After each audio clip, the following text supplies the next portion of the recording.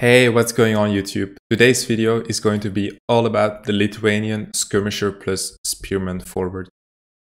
This video is going to be showing you how to execute the build order for this strategy. The reason why this strategy is so good? Well, let's have a look at the tech tree. As you can see, Lithuanians start with plus 150 food. This allows them to go up to the next stage faster than most other civilizations. They also have a bonus which makes their spearman line and skirmishers move 10% faster. These two things combined make them a really great rushing civilization. So let's hop right into the build order.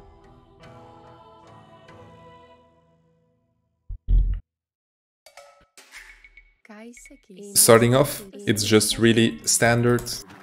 Build your two houses, get your scout, and explore with your sheep.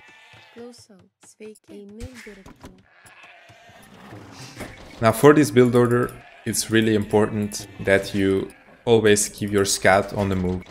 Because we are going to be going up on 19 population, it's really important that you can scout as much of your map as possible, since you're gonna be wanting to find your opponent as fast as possible and also trying to look out for what kind of a strategy he's going for. Now I'll be just keep on exploring my map till I find my 8 sheep.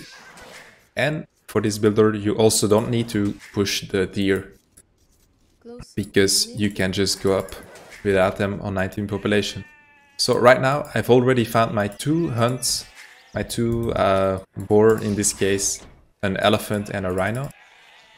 I have 6 villagers on sheep, so now it's time to send 3 villagers onto wood. And I'm going to be choosing for my wood line in the back, since usually this is the safest one, since it will take my opponent a little bit more time to reach that wood line if he's going for some sort of an aggressive strategy. Alright, now we have our second vill on wood, and we are going to be sending the third one as well. I'm just gonna be putting my vills, my sheep, under my TC, and my scout is going to be going across the map trying to look for my opponent's base. Next villager is going to be going on to sheep, and then the following vill is going to be going for this elephant. Now usually you'll be wanting to go for the most forward one, but since both of them are forward, it doesn't really matter which one you go for. The reason why you should always go for your most forward boar or elephant or whatever it is because if you're playing against an opponent that likes to lane, it will be a lot harder for him to find your boar. Let's make sure we don't lose our villager. Alright, save them. And the next... Oh, I killed my sheep. Well, stuff happens. We'll still be able to go up on 19 population. So once the house is finished, you'll be wanting to send your villager onto the berries. And I've spotted a house over here, which means that my opponent's base is nearby. Now the good thing for my opponent is that he has really safe berries in the back. Usually if your opponent has forward berries, it can be a lot easier to harass him. My elephant is almost about to run out of food, so we're going to be sending one new villager to collect this rhino. I'm still going to be keeping my scout active, just exploring and seeing where all the resources for my opponent are. So right now the elephant is about to run out of food. Oh. I'm also going to be one to go for the loom now. So as you can see, 19 population, and right now we are going for the loom. As you can see, looking at my food count, I already have 450 food, so it will be quite easy to go up to the next stage. And we just clicked. So right now you are going to be sending 4 more villagers onto your wood, making it 7 villagers in total.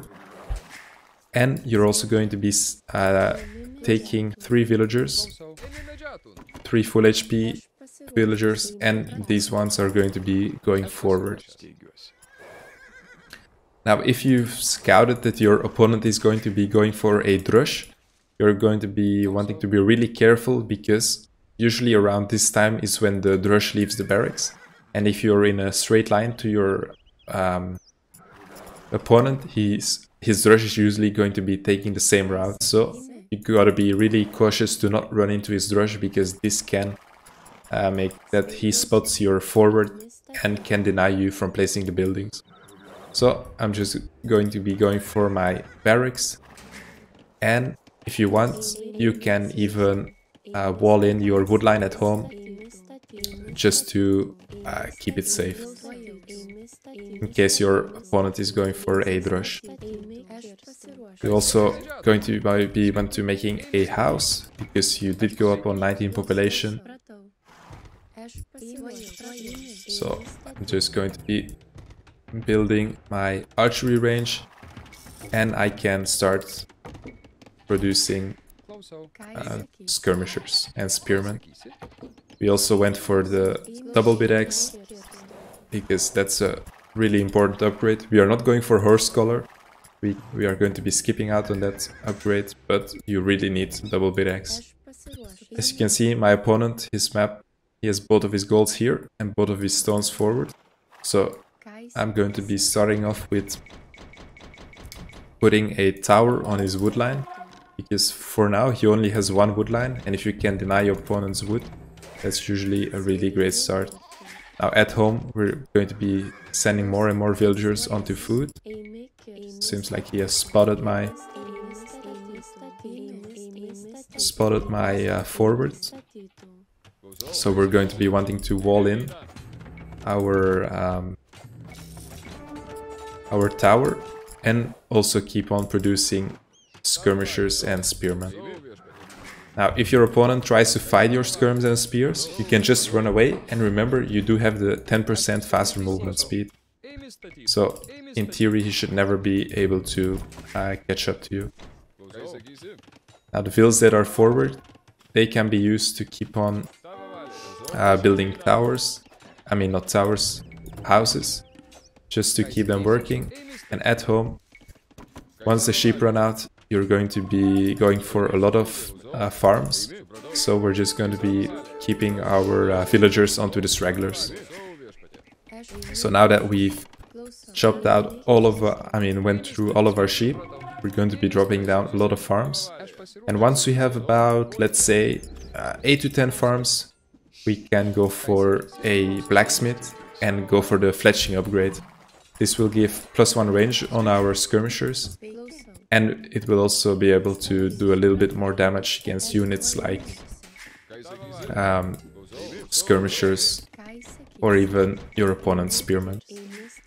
So right now I've already got 5 farms down. I'm gonna keep on producing skirmishers, because once you have about 1 to 2 spearmen, enemy scouts can't really do anything against you.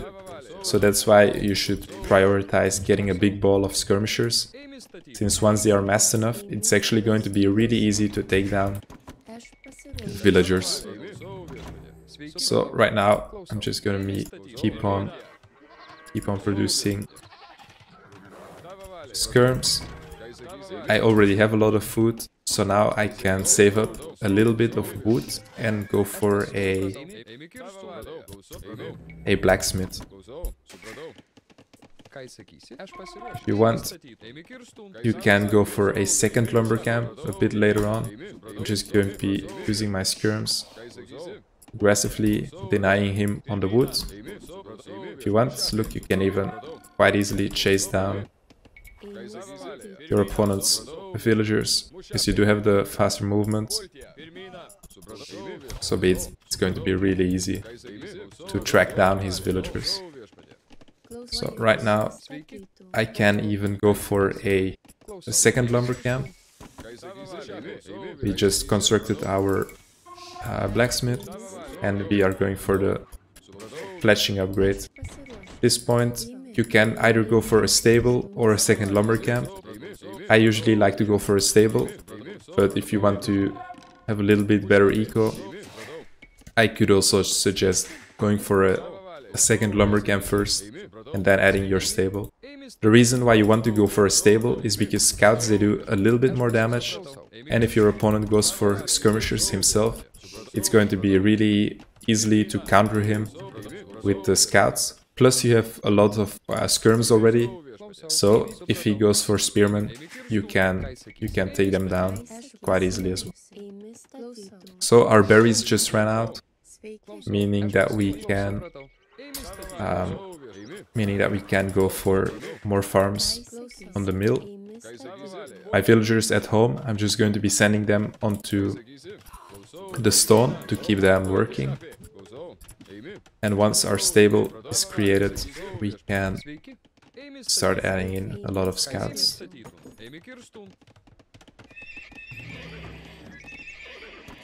Okay, so now it's about 17 minutes. Still have a lot of skirms, and we're just gonna keep on adding farms.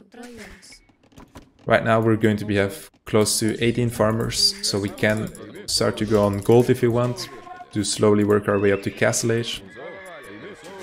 We're also collecting stone, so if you have a bad map, you can even make a stone mine at home and just build a couple of towers to keep your base safe. Right now I have 10 skirmishers, so in theory, in 4 hits, I can take down all of his, or I can kill a villager. Skirmishers, they have 90% accuracy, so it's really rare for them to hit a volley of their skirm or of their spear that they throw. So as you can see, I'm doing quite a lot of annoyance. Skirmishers individually, they don't do that much damage, but once you have them in a mass, they can really pack a punch. If you want, you can also start making some palisade walls around some parts of your map. You could go for a town watch and wheelbarrow at this point, since we have quite a few farms. If you think, okay, I'm getting quite close to going up to the next stage, you can even go for a second stable. I would suggest making the knight switch in Castle Age, since Lithuanians, they have excellent knights and they also have the bonus for the relics, which gives +1 attack per relic on knights with a maximum of +4 if you have 4 relics. So I'm just gonna be keep on adding my stuff, and once a wheelbarrow is completed, I will have enough resources to click up to the next stage on a relatively good time. And at this point, I've kept my opponent at his base. He's having to react to whatever I did. So if you have a really bad map, this is an even better strategy, because you can keep your opponent at his base, meaning that he cannot punish you for having a bad map. So we completed wheelbarrow and we clicked up on 21 minutes, sorry. As you can see, the scouts are really useful for chasing down villagers. Even the skirms, if they are still alive, they can do a little bit of extra damage. If your opponent tries to send in spears to deal with the scouts, you're gonna be having the skirms to take them down. So right now my starting farms are starting to run out, so this is around a good time to get horse color, since we did skip out on horse color in the start of feudal age. So just try to keep on effectively using your army. It really doesn't matter if you lose it at this point, because we're almost halfway castle age, and once we are in castle age, we can start spamming out knights. This is a good time to start upgrading your scouts as well. So I'm going for the +1 defense and for bloodlines. This will also affect my scouts, so the longer you keep them alive, the better. Just going to keep on spamming farms. And once I'm castle age, I can also go for 2 TCs, because I will have enough stone. Now in a real game, these villagers could be threatened, because They are quite exposed. You can always wall them in with a palisade wall.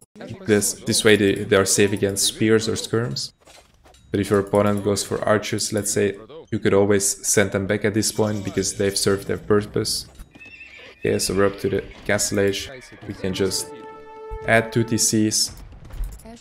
And now it's pretty much a standard game. We can go for our upgrades, even our heavy plow. And yeah, right now you can just go for knights. You can even add a forward siege workshop, forward monastery if you want to keep the pressure up. But yeah, the options are up to you.